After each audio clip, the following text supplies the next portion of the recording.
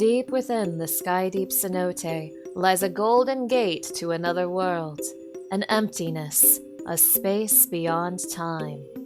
Within that dark expanse are structures made of the mysterious stone electrope, and it is there that visions of another world can be beheld, the world of Vana'diel. This world is not too dissimilar from your own, having its own heroes, fiends, and legends, and it is there, in that walk of echoes, that a tyrant's plot begins to unfold.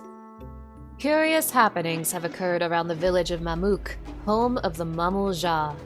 A shade of the late dawn servant Sareel Ja has been seen wandering the woods of Yaktell. A fallen traveler has been found within the sky-deep cenote, and he has yet to awaken. In his sleep, he speaks of strange, otherworldly things. Two people are summoned to aid with these occurrences. One is Sareel Ja, blessed siblings of Mamuk and warrior of the Land's Guard. The other is you, the warrior of light. Upon awakening, the traveler is brought before you. He is an Elysian man, a strange sight here in Tyrol, and he adorns peculiar armor. He's lost his memory, unable to remember even his own name. The only thing he remembers is that he's an elven adventurer, a term you've never heard before for one of his kind. He recognizes those before him as Sareel Ja, and even identifies the village as that of Mamuk. He believes he's been taken prisoner, much to the confusion of the others. Despite the recognition, this man is clearly unfamiliar with the customs of Mamuk. Perhaps he came from a land across the sea. Suddenly, a cry for help can be heard. Trouble is afoot in the forest of Yaktell. Sareel Ja's shade has been sighted, and Sareel Ja has engaged the apparition. You rush to his aid, and the traveler accompanies you. You find Sareel Ja on the defensive as you dash to his side. The former dawn servant's shade appears before you, having the upper hand against the blessed siblings, and he is not alone. A young girl makes her appearance, eager to challenge you. The rambunctious youth is quick to attack, charging at you with a nullifying dropkick. But the elven traveler hurries to block it. The girl is amused by your battle. Something's not right with her, for in her eyes she sees beasts standing before her. She identifies herself as Prish, a name that triggers the traveler's memories. Seeing an opening, she knocks him down, and you are next. It is then that a portal opens. Sareel Ja's shade motions for Prish to accompany him. Their task here is complete. With a smile, she refers to the shade as Olmia, and the two of them vanish into the portal. There's no telling where this opening may lead, but the threats to Yaktell cannot be allowed to return. Sareel Ja makes his way into the portal, while you check on the traveler. He has memories of Prish, being her comrade in arms. He also recognizes the name Olmia. She is another elven woman, a far cry from the reptilian fiend that was encountered. Something dark has taken hold of Prish. Despite what she's done, she is a dear friend of the traveler. He wants to go after her, but his injuries hold him back. You decide to go in his stead. Stepping into the portal, you make your way into a strange, unfamiliar world. A city sprawls out before you, debris floating all about, and an uneasy aura filling the air. You are quick to find Prish and face her once more. She eagerly taunts you, attacking with her knuckle sandwiches and auroral uppercuts. She prays to Altana to give her strength, empowering her attacks and making her an even more formidable foe. But you're the one who comes out victorious. With a flash of light, Prish's battle gear vanishes, and she falls to the ground. Sareel Ja picks up the unconscious girl. He has a bone to pick with her. But first, you must continue forward. You arrive in a forest filled with a myriad of beasts. You encounter the fierce dragon, Fafnir the Forgotten, a beast renowned for its strength, still fighting with a legendary blade nestled in its bosom. The great dragon is a fierce foe indeed, but you fight your way through. Past the forest, you find yourself amongst floating ruins. A giant tower lingers in the distance, and within the ruins, 5 warriors clad in black await you. Warriors forged from crystal.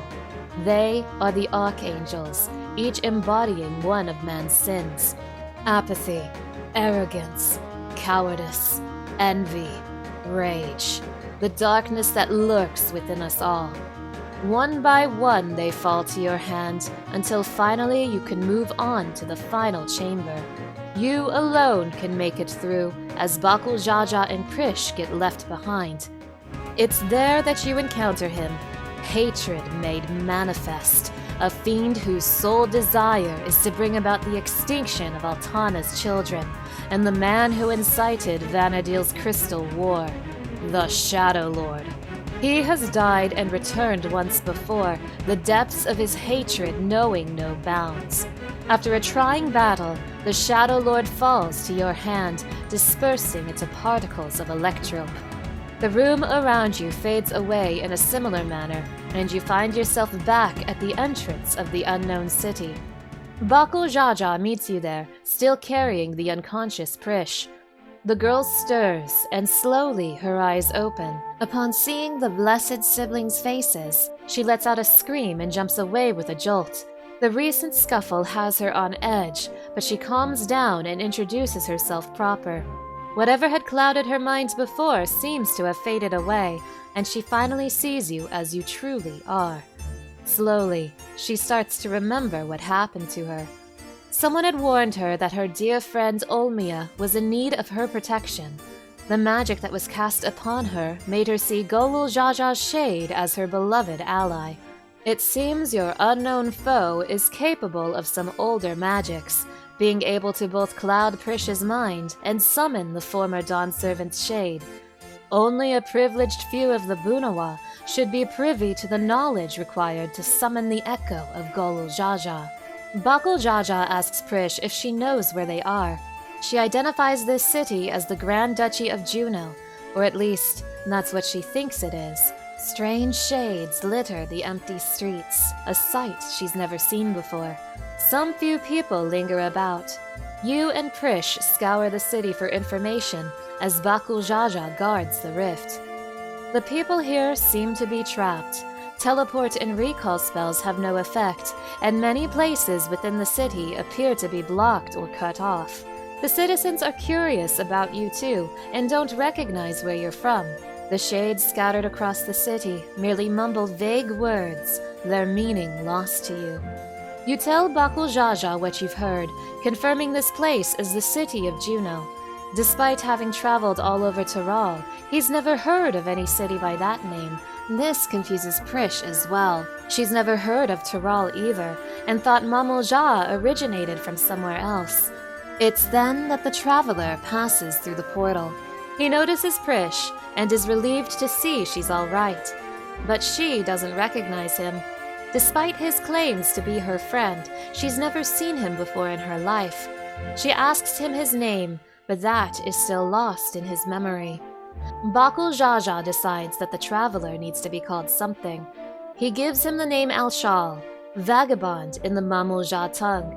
Though Juno seems familiar to him, Al-Shal can't quite remember the city. Suddenly, a familiar voice is heard. 2 men warp in front of you. One is the shade you've been looking for, the other an old foe. Sareel Ja. This Bunawa man was formerly Tuliolal's palace seer, and he had been a loyal supporter of Zorul Ja during the Rite of Succession. He would do anything to see his desired claimant take Tiral's throne. His loyalty was repaid with betrayal, as Zorul Ja stabbed him in the back in front of the Golden Gate in the sky-deep cenote. But despite his presumed death, Sareel Ja has returned. He was the one who put Prish under a spell, and he was the one who created this city. This is not the real Juno. It's merely an imitation, created by Sareel Ja, based on visions of another world. When he fell into the pits of the sky-deep cenote, he dragged himself through the Golden Gate. It was there he beheld the Echoes of Vana'diel. With the same ceremonial tools used to summon the shade of the former Dawn Servant, Sareel Ja was able to breathe life into these visions. Using the immense power of the electrope found across the gate, he amplified the strength of his magics, allowing his creations to persist for as long as he pleases. This is how he summoned the shades of Juno and all the people within it. Sareel Ja gleaned endless possibilities in that walk of echoes. These echoes will shape his dreams into reality.